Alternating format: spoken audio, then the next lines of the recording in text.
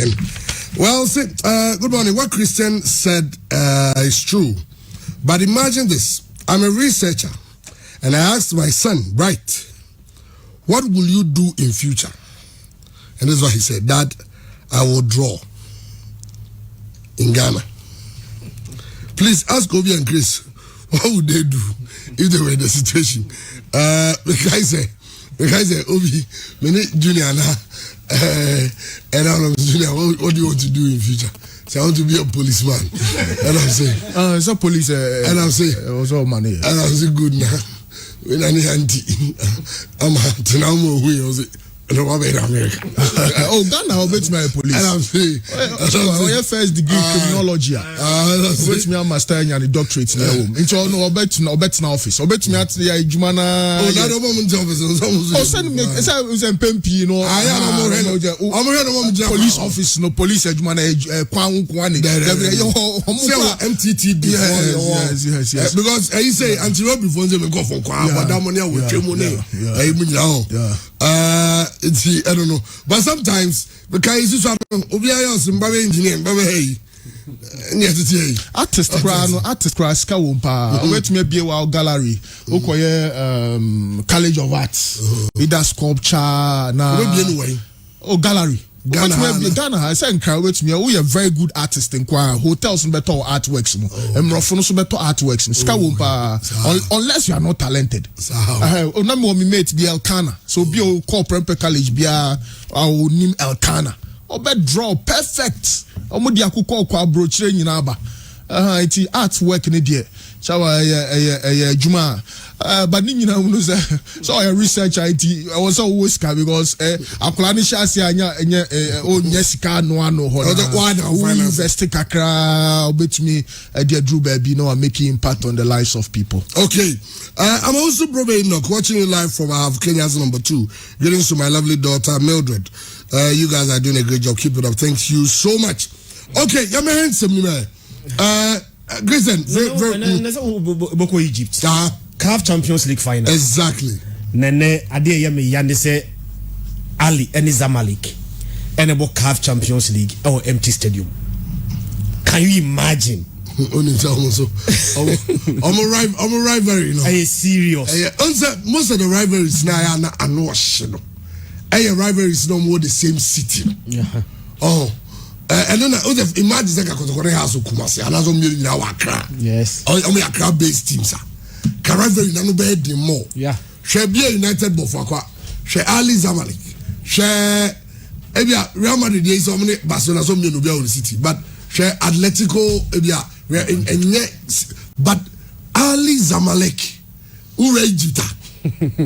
The more rivalry no yes I quite say Real Madrid ne Barca there no but kun proletarians esikafo no because Zamalek no ye ohene King Farouk ono na sisa din no na bib now it was team no say now River Hona no mote ono the best inti akwa say those days are not General Franco supporting Madrid and Barcelona for say inti player papa bia no inti El Ali no nationalist club.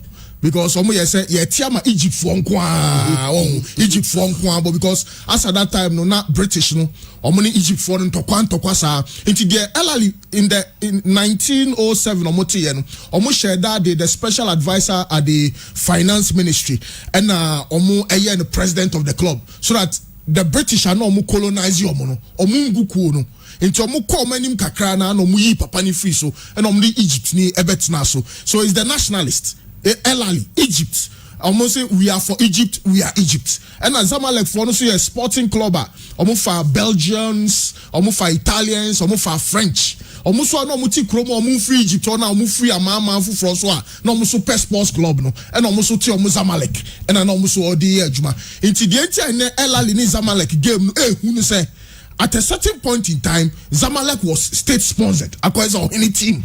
Or the piano and some teams were no your ball in Guao.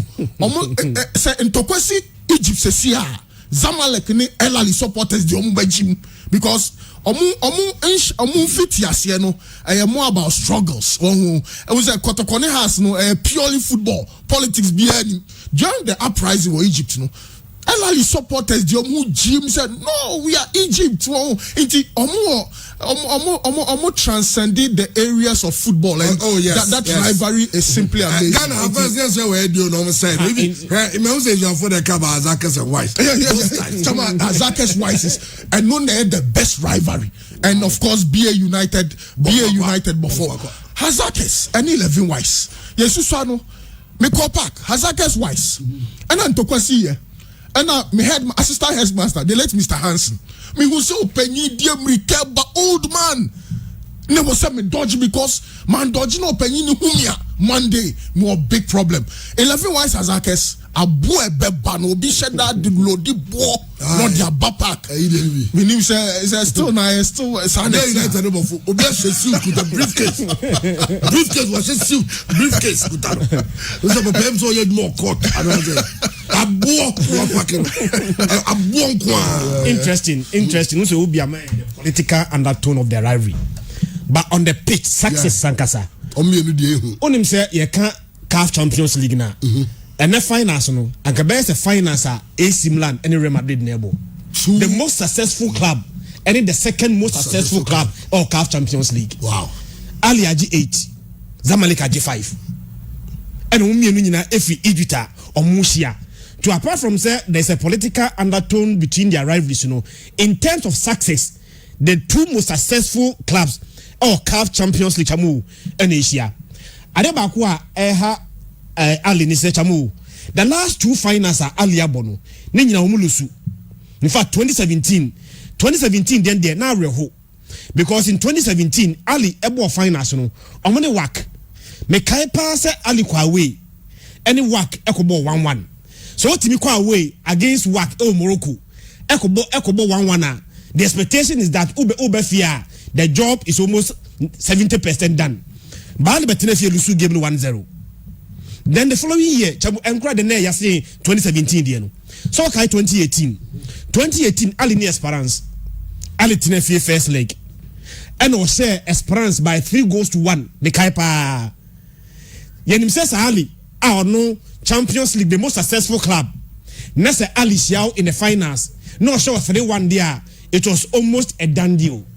But chamo, the return leg no, na Esperance no lose first leg ni 3-1 no, Ashe Ali 3-0.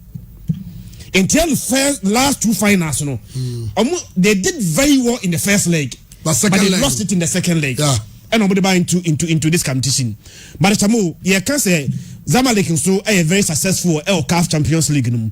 But the last time Zamalek CAF Champions League chamo, menya so krabekai 2002. That's the last time Zamalek edge CAF Champions League. So, omu successful there, just like AC Milan there no. Omu 7 there, but AC Milan GBH. Sansuna Ali Zamalek there, omu 5, second to Ali. But the last time omu so Champions League limido, way back in 2002. Since then, omu timi NYB. Chamo, coming to this game, both teams are in great form. Mekaipa say Ali unbeaten in the last 17 games. In all competition, Ali abo 17 games are obiantimi share Ali. And Zamalek so unbeaten in their last 10 games. And form no ho, rivalry no honum, and history kakran so tie game yet they echo into this final. The only thing is can the supporters say coste de moi and amazing atmosphere and commitment creative for this game to be played Egypt Chamon Kabe so amazing. But we are talking about two teams Champions League no me no 13 between them omaji 13 but sa two teams we finance nko ma bonko ano ye ka finance Ali finance Zamalek abo or CAF Champions League 19 finals. Surprisingly, despite say omabo 19 finals between them no omunhia or Champions League final da or CAF say. So for the first time sa two teams we share Champions League final. Adia ba ko ami hu say once Ali for appointee Picho Mosimani from Sundowns. Yes, he won the Champions League with Sundowns. Yeah.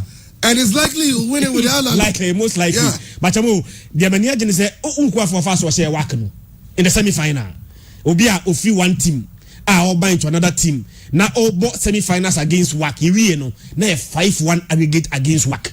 And they bring into this final. But Zamalek form no so ye. But a next game say Ali for two players they need to watch very well. Abranti a friend Ashraf Ben Shaki and Abranti friend Mustafi Muhammad. There is no game one Zamalek Bese Abra Sa place imienu Bakun Shegu. Either the two of them are scoring and that's one of them Eneshe. In almost every game be a mahe, almost starts be a mahe biano. So Zamalek Bese 1 goal, Zamalek Bese 2 goals are either say place iminu Neshe and I say Bakun Neshe. But I mean in CAF Champions League now, Ali across so much rich history. All against the rivals in there. In football terms, rivalry no a ball say two teams are on the same city. Rival or montem a ball mukroma. Sometimes you form guy no entimi and the pace of the game there. But the last 2 finals Ali lose no. I think that there will be so much charge say they have to right the wrongs. Omuntimi ko Champions League final and twaso miensa ombelu suni miensa nyina. I'm also looking at Zamalek on the Champions League since 2002 and that brings so much into the table. Honestly speaking, we Ali form no wom and the omuntimi negotiate semi-final na. Chamo Champions League ni wie na say Ali timeji on 9th Champions League title. Honestly speaking, I will not be surprised. Well, only how big El Ali. Said now care about I won't say Fifi as any message we say care about rivalries from the same city. Let's talk about the David de la Madonnina. Absolutely. International in AC Milan. Absolutely. Milan is the only European city to have provided 2 Champions League winners. Absolutely. Thanks so much. But you said the last time I catch you say North Africa, Sir, friend say soft drinks. Yeah, beverages. No. Pepsi are popular. Okay. And for Coca-Cola to break through, in Egypt, for instance, Omoko sponsor El Ali. Okay. And they did specialized branded El Ali Coca-Cola. Say, it's ever the Kakotoko. Sorry, Facebook Live. Original taste. Coca-Cola. El Ali since 1907. Yeah. And a good. Yeah. Me call Egypt and say, come on, we say, wow. Yeah. That's the level of their seriousness. Absolutely. And imagine, say, El Ali, a coach from South Africa. Ghana, Brony, who's there? Pisho Musumani Susha Zamalek 4 years ago. Exactly. And on the Champions League. And also Zamalek again. It's almost triple what Mamelodi Sounders were paying. Absolutely. I think Pisho Edru Bebino na ne ho afnomo. Was out na baby 8 years. Obi anshaw na de bia no abasobode no nko na ogia. I think he had a feeling say the influence within the club and he needed a new challenge. And for the South African president to endorse, the whole president to wish him the best of luck. In the Champions League final, it transcends the borders of Egypt. South Africa for you interested. Portugal for you interested because Jemi Pacheco, head coach for Zamalek, Zamalek bear 5 or 6 years ago. Wasumo Real Mallorca, Wasumo Boavista, Wasumo Victoria Guamarães, very experienced coach, 62-year-old. In Nero Crano, there's another big win for South African football. So you're the first black African to just for it was just an expression. So it will be free South Africa. Egypt. So your black coach, how can handle Egypt? Side bit say El Ali no significant. But chairman, yeah, discussion when you know our Kakraba because in 2005 it was Kotoko House of Oak Confederations Cup final. In Tanzania, Egypt and Zamalek ni El Ali Asia 2020 CAF Champions League final. I think they are again showing in terms of African football. Kaisa Muiwak. And Raja Casablanca the film 2 clubs from Morocco into Moroccan clubs in China, and now they are seeking to conquer the whole of Africa and 2 clubs. It means that baby bring power football there. No country beats Egypt, and it's about the institution. Top quality players from Saudi, top player, Mali for best player, and then I'm saying game no Aliou Dang. Very good midfielder. So I think COVID-19 into Onya available, but they buy the best. They buy. I'm saying, my top player be Beckham or tested COVID-19. I'm talking about $2.5 million. They buy big, and I'm just hoping said they beat Debino. You find a Accra Sports Stadium. Okay, about 15 years ago. Yeah. I know how backward our football. Absolutely. Say that time, Unim de Arahosam, and your boy Granny Mobino. That time, the Kotokonegas, they were in the Champions League. Yes. And lose matches on back confederation and on the Conca confederations. Yeah. At that time, you were 2 slots for Champions League, 2 slots for confederations cup. Yeah. As we speak, we are not close to getting it back. Yeah. Kotokoji Africa this year. Now go Jim this year. Cry yenya. Some mienu esa ko Jim next year. Esa jia yenya. Unless say in the last 5 years, we win 3. Yenya di 2. Yeah. That is when our point build up will build enough to get it back. And it doesn't look say Konogone has in Africa and any go. That is how backward I am. Yeah. Elali first, Alali no. I'm not sure we do mediasi. I'm not going to go do 2 no match 1. No club share so. So many play Africa. Yeah. Zamalek club or Henneso and ne prayer Asante Kotoko. In 2006, African Cup of Nations in Egypt, we could do airport. We safely play taxi a fano. Yeah, also where you from? Ghana, Santi Kotoko. Santi Kotoko, you know Santi Kotoko? Yeah. And I'm coming from Ghana. Why do you have me? Obo Nipa, Obo, you know, Santi Kotoko and Abedi Pele. Yeah. Omono P, no can be. Yeah. So Abedi Pele. Yeah. That is how popular now. For our clubs. Absolutely. Momentra and you're comfortable. And me who FA president 51,000 views. I whole FA president Naniagino for women's football. Oh, chairman. Yeah. For women's football. Yeah. Ambitions were form papa. Kotokoni has no man. You need almost someone any Ella Linizama like no copreno. Omutia and your chincho almost a gomechi. Say a ton TV right at ton digital rights in your account. Your mom $15,000 for a season. Elali, budget $15,000 for a match. Yes. No, if it's that will be peanuts. $15,000. Elali.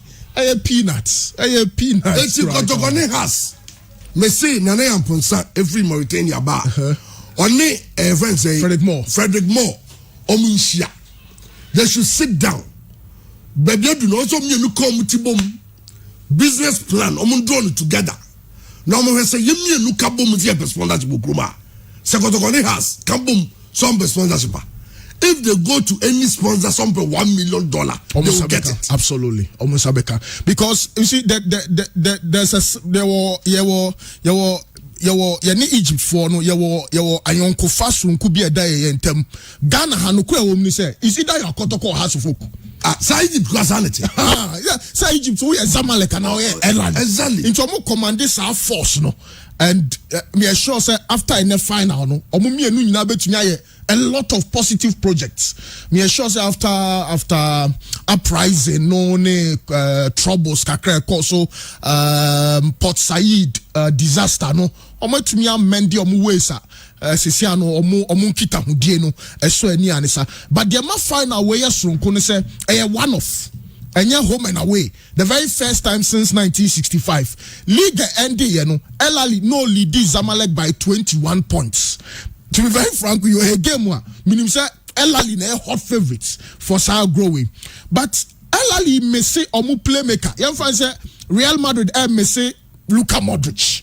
Walid Suleiman, or a 35-year-old, or absent, on a team nankasa, and a brand friend Aliu Diang, medical bonidin, on a Malian midfielder. Into these are major losses as far as team my friend Elali are concerned. Oko Zamalek Omu Messi Mahmoud. Now Mahmoud no so a 25-year-old Egyptian. Why say Rafael Varane because the commander of the Zamalek defense onusu ne sini so inti absence mienu no eya dia hard dream papa ye, and I hope they'll be able to fix some of these disasters this season. Teams ni mienu Asian Premier Saso mamembo ball results ne so September 30th, 2020 Super Cup, El Ali 0, Zamalek 0. Zamalek winning 4-3 on penalties. 24th February 2020, El Ali 2, Zamalek 0.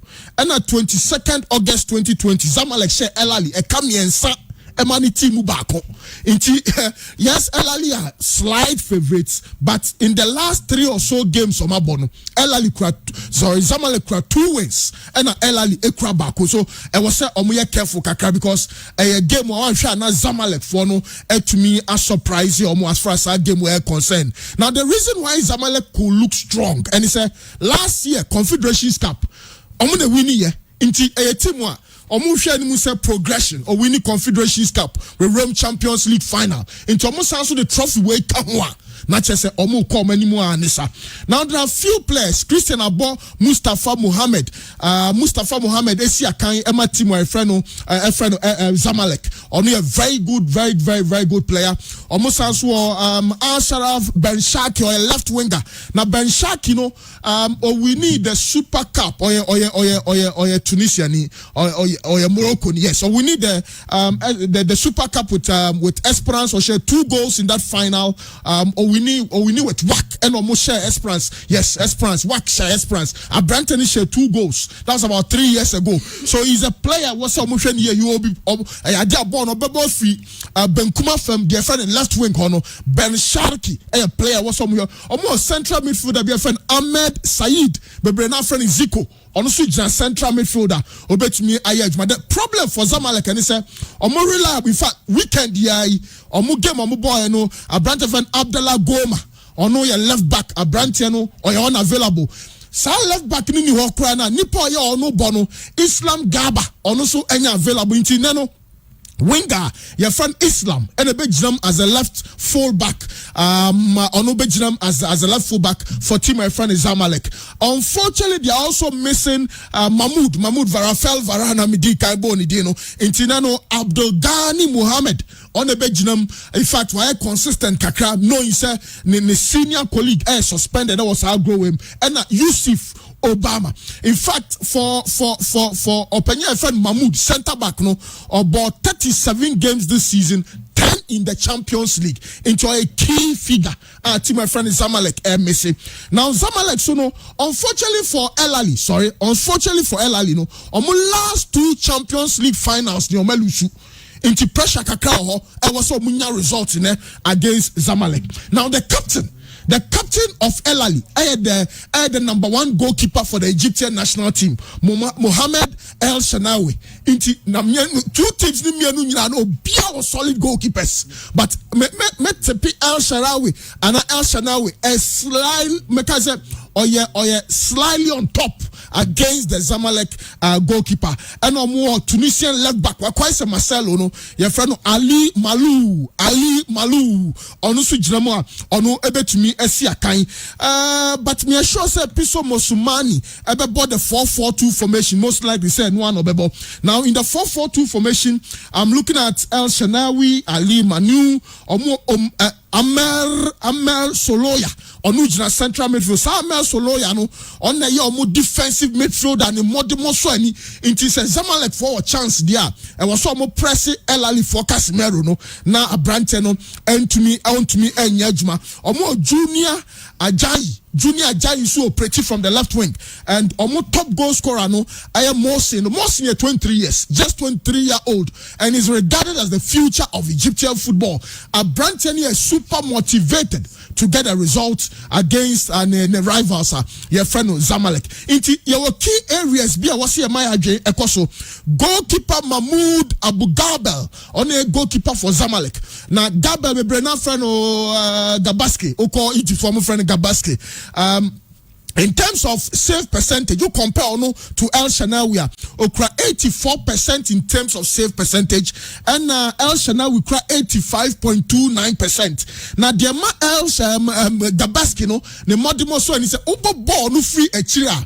As in at the edge of the penalty box, okra save percentage of 98.75%, and within the box, a branch of an El Shanawi okra percentage rate of 83.3%. Inti Zamalek and El Ali Benya goal dia, and dia was so mushutu from outside the penalty box, and was so mu rub box nimu no mutumia bibi. Se El Ali so and Zamalek benya goal against El Ahly, the most likely chance and opportunity, no, and it's on best shoot from within the box, and that is a simple difference. Okay. El Ahly should be wary of a defensive midfielder in front of Tariq Ahmed. The difference between Tariq Ahmed and your brand friend Amer El Souya, or your defensive midfielder, and my team friend El Ahly, they say El Souya no to me call him. Or one say Tariq Nakwa and N'Golo Kante no on the interceptions and recoveries no, but we see the same thing. But yeah, no to me calling him create opportunities, create chances, and also able to me the two key stars for these two sides no for Zamalek. Aya branch friend Ashraf Ben Sharki, over 11 assists, 52 key passes this season, and out of those 52 key passes, the teammates actually 12 goals. The opponent, no, I am Mohamedou and Mahmoud Bagday, the Brenna Freno Afsha, Egypt. Also, 12 assists this season, 85 key passes. Now, the difference between Zamalek and El Ahly in terms of the key passes, and it's a branch of Freno Shafano, the key passes, the team to me finish off because 85 key passes or match 12 goals. And Ben Sharky, no, so no, 52 key passes or match 12 goals. In terms of efficiency in front of goal, Zamalek are slightly on top as far as our game we are concerned. My only worry for Zamalek, and it's Mustafa Mahmoud no Oyakola. And Egypt El Ahly for no so no or my branch of Bejina anymore no also Mohsen about Egypt national team now the good news is since the 1950s Zamalek and El Ahly share the foreign referee NAD enti omo mpe confusion bia enti obi anim say CAF Champions League no so there their foreign referees na and betumi edi on the evidence of play and they share the history behind this rivalry. In my estimation, Oka one of the greatest, oldest rivalries because between these two sides, on about 239 games, Zamalek are winning 58 and El Ahly are winning 102. Until the tradition may continue in terms of the number of wins. Okay, Biabom now Baku under pressure to perform. Piso Masumani so no 4-4-2 na no ya there. Me sure say Neno about two strikers, no and fifth no the four barriers. But as far as Champions League is concerned, no na El Ahly for no omu kakra. Omu games there goals no so. Untimi nko 3-0 4-0 sa score no there Bundesliga and Bolivia mo hono na sa 4-4 the one but Egypt there 1-0 2-1 1-1 penalties. The last time we share 3-1, before that it was 2-0. Chairman Mamiya El Ahly 2 Zamalek 1 2-1 yeah 2-1. Okay, Obi now and that they're saying COVID no so are taking the toll on the final. Zamalek missing 3 players. Yes. El Ahly also missing 3 players. Yes. And that's how it's going to be. Mahmoud El Wench, Yusuf Obama. Yes, Wench. And Abdallah Goma. Yeah, Goma. Now Abdallah Goma no one in Yomi and Tafu. Yes. Or no Abdallah Goma ne bought Zamalek. Yes. And Anatano. About Ali. Yeah. It is Salah Goma. Yeah. Omi enu nyina anya ko. We just back on go fire back. Say be Brenanya our national team. Yes. Be Aliu Deng said the okay no. And Wali Suleiman omi anya de ombisi akan no. Eso bi. But here can about Kotokone has Sadi we did say campaign o say nyina de omujim ye wage campaign yi. Kotokone has impanyim for some mienu and I am there. Say omi nyina ti Sadi na say Munjibin Tranyam someone local champion, Namudi Chinye, sorry, at Huru, and I'm saying, wait, I'm not sure for, I'm not sure we. And I'm sure for, I'm sure for, I need 15,000. Unim say, the last in 22, Unim, what happened in South Africa? Kaiser Chiefs, Kaiser Mutan, and a friend say, Ivan Koza, yeah, and Omakaboom say, also me as. Almost Rivalry, say, it's not just about being in Johannesburg. Soweto, the two of them are there. Yeah. Soweto, a black community. All the 2 teams. Omi look at Bomu, no more proposal to Vodacom. So the Vodacom. As I would have said, Vodacom sponsor for about 30, even 2012. Now almost sponsor almost 13 years. Only really almost together. They got sponsors together. Only deal at the moment. Vodacom 1 billion rand for 5 years. 1 billion in 2012. 1 billion rand. Oh, check it now. $68 million. A 2 years ago, the house. Yeah, the guys I'm going 1 billion. You look kabum some more. Say MTNO, say Airtel Tigo, say Vodafone, say together we are the dear behind the $1 million. Ombenya. Obia 1 million. Obia benya 1 million. It's about the numbers. Oh, to me provide the proper data. And together they will be much stronger. Absolutely. The reason why Ali yes successful Champions League is say Ali to me annual budget na about $25 million. Yeah, look about AFCON. Ska Ali Nwankasa as a club. Ska obe spending in 1 year $25 million. Now you ask us Antiko Tokoni has to folks say their annual budget for a season, yes. Now you are competing in a club or not to be spending $25 million a year. Oh, in a year, $1 million. How do you compete? I didn't tell them someone static. Now, Chamud, baby, I know you are doing say, what's the last Saturday me catch it? We cannot Kotokoni, Techima 11 Wonders, Bow across Sports Stadium. Kotoko Techima 11 Wonders. In 42K views on Star Times. 80 each. Yes. All the other matches combined in 5K. All the other matches, no, we got to connect. Hearts of Oak getting 52. 52. 52 and 54. I think 54. 54. It means that Kotoko has games combined almost 100,000 views. No. Check it. 100,000 at 80. Check it out. So all other games in the Chamo. So all other games. Only Kotoko has 800,000. We Kotoko has game. 800,000. 8 billion. One day. Chamo, so we Kotokoni has the free more. Check it. The total views of all the other games combined, about less than 10,000. Yeah. To be less than 10,000. Kotokoni has Omukranya Moyu. Kotoko bought against other team. Has bought against other team. And no viewership combined. Cross over 100,000. All the other teams in match Zombo in Nanoke Kabuma, Chamo, 10,000. So why do you say then you give me 15,000? You give 11 15,000. Why become charge 15,000? 1 more week. Oh, about time at 2 teams in Tennessee. No one to show me yeah. Well, say ya ni abeko no da bia no makoso no maba. Because we say Kotokoni has over here is a 19 bian. But these are the 2 biggest clubs in Ghana. No. Well, Obinna Kaba Kadiya so Kreku every president. Your friend is any Morocco boy, Black Queens and Black Princesses Jenny Nano. I'll call the Facebook page or the abattoir or say, wow, could this be a record? 51,000 people watched our Black Queens versus Morocco today. Hashtag bring back the love, pushing the women agenda. And I'm on fire there. I mean, and I may my views remain now. I'm moving some and say anything in your part. No, 51,000. See, now give me the cacao daruma. Need to be money. We 51K views, yes. And about 710 comments and 407 shares. That's a good one. It now or say we a record now. No we no create 37,000 people watched the under 20 girls against Morocco. Record figures, I'm sure. Hashtag bring back the laugh. I can only laugh. Oh, this is good. What's good about this? What is good about it? I'm for any a man born. Was a man born, yeah, man for. And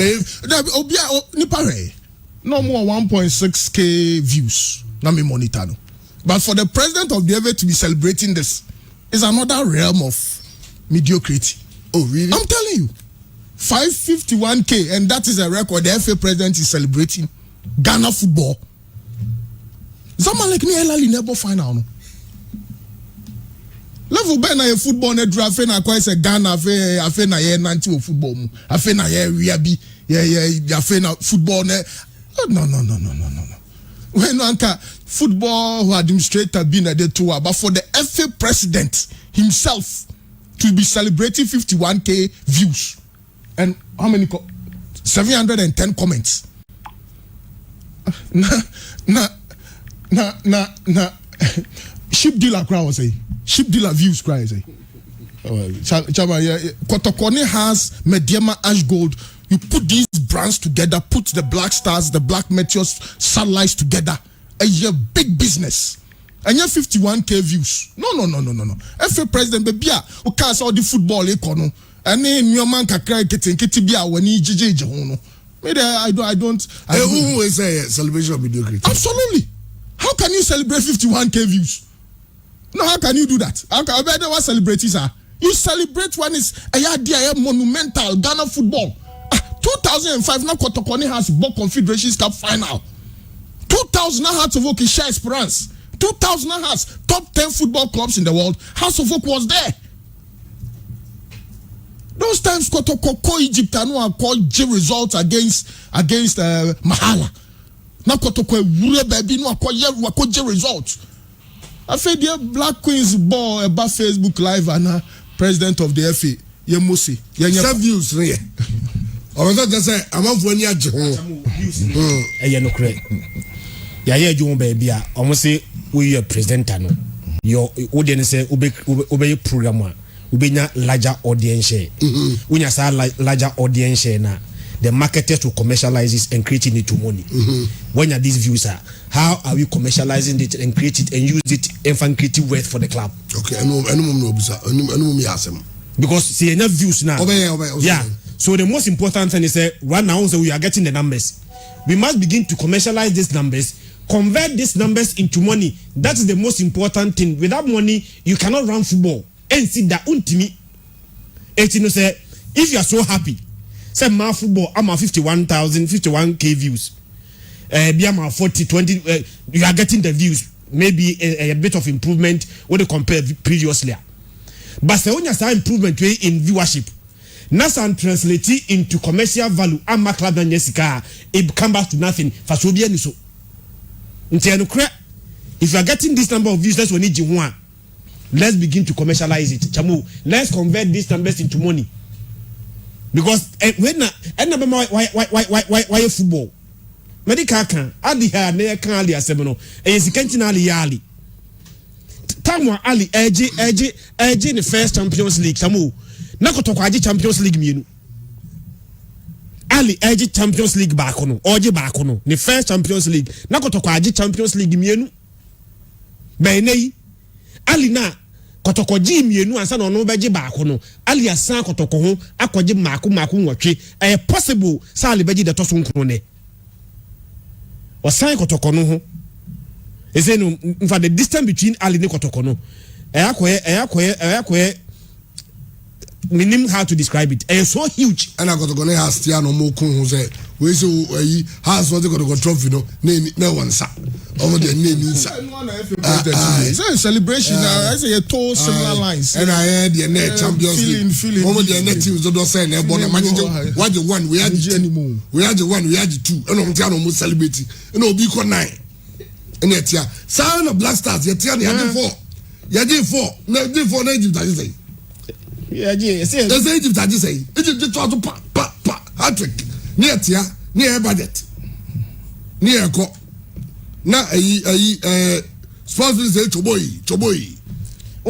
sports ministers buy na say ni chamu say we pride ourselves in our past achievement ye no wa ye ho amanfo hwenne tambia ne haso folk tu no ho a tambe no beka ne tu no ho ai haso folk dey here or the Champions League 2000 CNN placing everything 8 Virgin Cup omne kotoko omne je onza di Super Cup da ben omwe no oma kotoko 4-0 I check 51K views no I check 51K views no kotoko so de what the Champions League mienu obo final mako 7 obo Commercialization Cup final lusu ye alright what the league che obi a Ghana and the FA Cup kotoko about final say 7 when was the last one? I checked 51. 92 there no. On Zamalek. 93. And for since 1993, finals BM. I will find a 2000. Tembia make a CAF Champions League final. Nada bia so oni beje na odi bibi betu ho.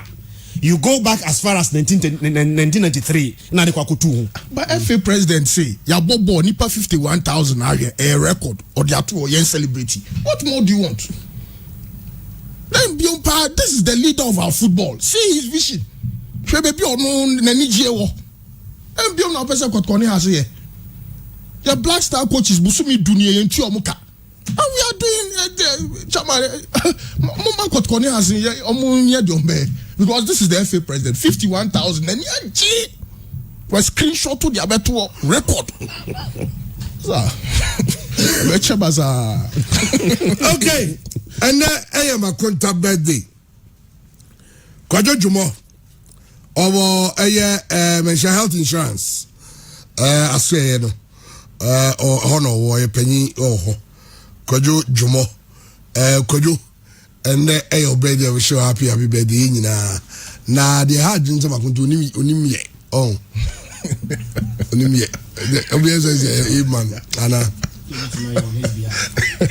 obey no be yeah I said the picture and weekend in power my unim say and no also my club be send a message say any sitting for my donors funeral nipa be brenya um dey share weekend some be my donor yeah promoter say no as o catch him say eyi no nya o say eyi no nya nya o be my donor o nipa be brebe ye my donor na bujeni oh say on the boy man number 10 here number 10 all right Eddie Gwajo NHIS office Benchia Gwajo happy birthday to you akonta mijidi say and then bibi da action kakra bi ebe pie mu sanso na yenya ba ko pure sports family ni mu na no so o say yen wish I say please wish my dear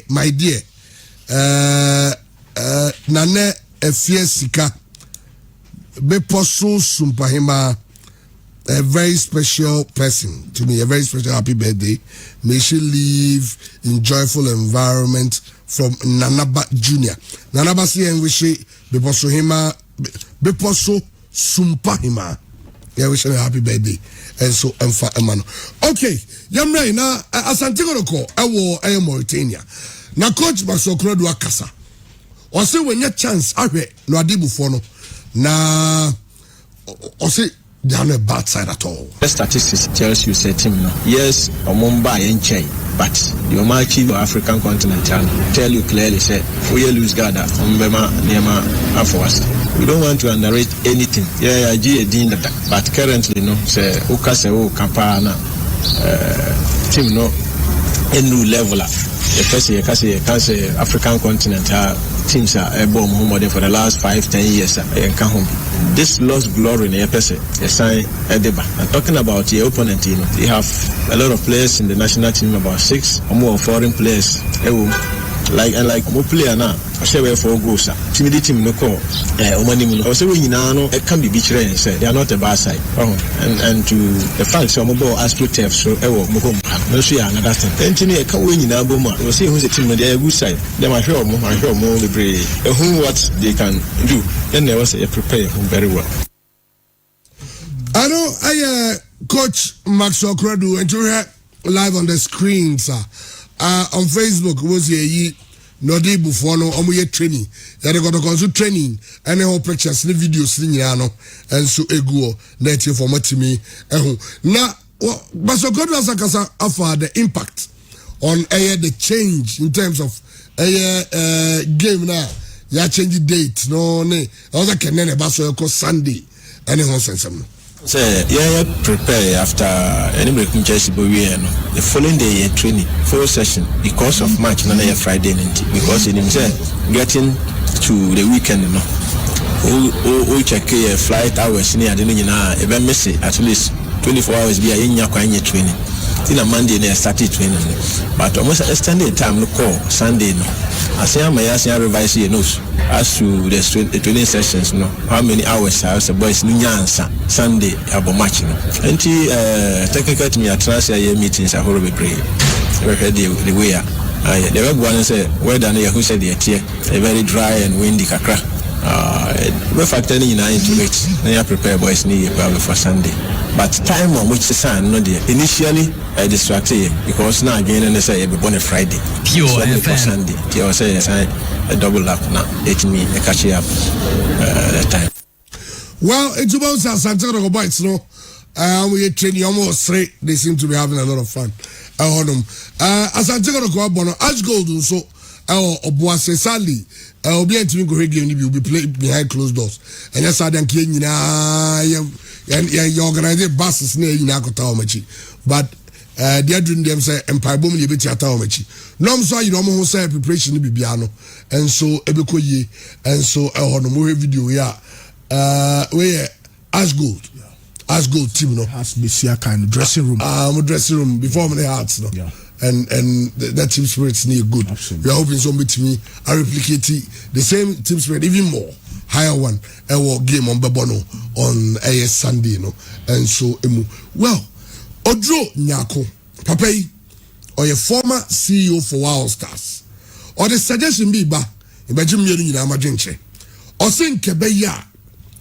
Omuko Congress omunko amende adeɛ bi ɛwɔ afimrɛnim sɛ obi ɛyɛ team bi CEO ana wo team bi na o standing on the ticket of team no ɛna the co-executive council na sɛ or resign another team ni yinwa ɛbɛyɛ kasa ni position na ɔde kɔɛ no nso no ɔsɛ kɛno so yɛgye ɛto so aba foforɔ ne nsɛm wɔ nyinaa no ɛfa na nsɛm no do safo I resign for Brickum Chelsea. Now, those of you to Obama on the ticket of Brickum Chelsea. I represent the interest of the Premier League clubs, no, our executive council. Yawaka and saying your Fred Achinso also resign from Ash Gold. I also Ash Gold no Gina on their ticket. I also call Esco no so. I represented the interest of the Premier League clubs. And Georgia Mwakonso Asante Kodoko. And also Koi. And also Nedendia resign Yomo. But they say on here still he has a Premier League club. Yawako Dendia is on the CEO for Kim Faisal. But Odronyako HDA say Senkeya amendments. Na constituency bi na wakonya parliament akọ. Afeko ya wo say megai. Na wo da so ho. Na me ya ne ba ye na say speaker awuru say papa na o jai MPP no. O tumi enter parliament. Enti ye declare seat re no so no. O nya mo right say on better so say ye better abafofo. Say ye mra no ye say I don't know whether it's 25 clubs. Etimi free Congress. Omo be prompt to eyi. So mo ye resolution na you can call for Congress and then even the ESCO no one cannot deny you that right. And it beholds on the class, no. I was and I say class, no. That's on be say I deal with here say you be man gidigidia. On be fair Congress. On say some of us are at the periphery. Say I'm not in the mainstream football administration now. I just Madani match commissioner. I could be match commissioner. I think it is long overdue. And senior walk many club officials and I say club representatives and club executives no so I think it's ringing there. No, there's no timelines. Maybe say you were celebration out to me on out there be but well Odro Nyako a suggestion you remember J Obi the Christian adventure but me sure say reason what kind actually see as Goldie Obi as Golden sent to me some more assistant coach any head coach. Go. As I coach, no, me my team na.